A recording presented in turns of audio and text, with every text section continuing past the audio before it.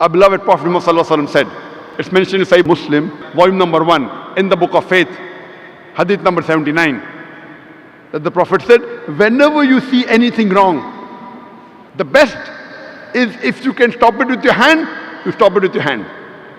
If you cannot stop it with your hand, then stop it with your tongue.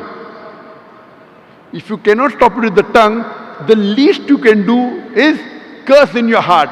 And then you will be the lowest level of mu'min, the lowest level of believer. When you see something wrong, it's the duty of the Muslim. If he can, he should stop it with the hand, number 1. If he cannot, stop with the tongue. Ask him to stop that activity. If he cannot, the least he can do is curse in his heart, then he is the lowest level of believer, the lowest level of mu'min.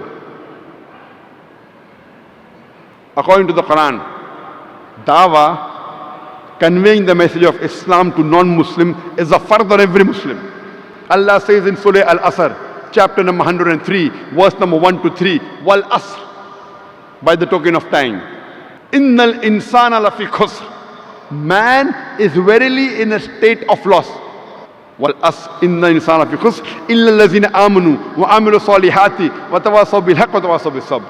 Except those who have faith, those who have righteous deeds, and those who exhort people to the truth, and those who exhort people to patience and perseverance. For any human being to go to Jannah, minimum 4 things are required according to Surah Al-Asr. Iman, that is faith. Amal salihat, that is righteous deeds.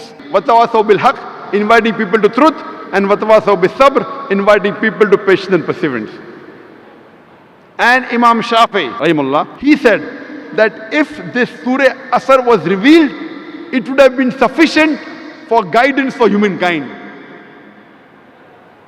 Imam Shafi rahimahullah, he said that if this surah was only revealed, this one surah of 3 verses would have been sufficient for guidance for humankind.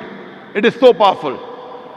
So if you want to go to Jannah, it is first you should do all 4 things. You may be a very good Muslim. You may be praying 5 times a day. You may have gone for Hajj. You may be fasting in the month of Ramadan. You may be paying zakat. But if you don't do dawah, if you don't convey the message to the non-Muslims, according to Surah Al-Asr, you shall not go to Jannah.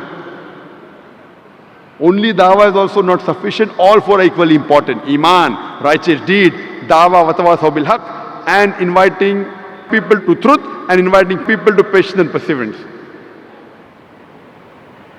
If you don't do dawah according to Surah Al-Asr, you shall not go to Jannah. If Allah wants to forgive you and then put you in Jannah, if you don't do dawah, that's Allah's prerogative.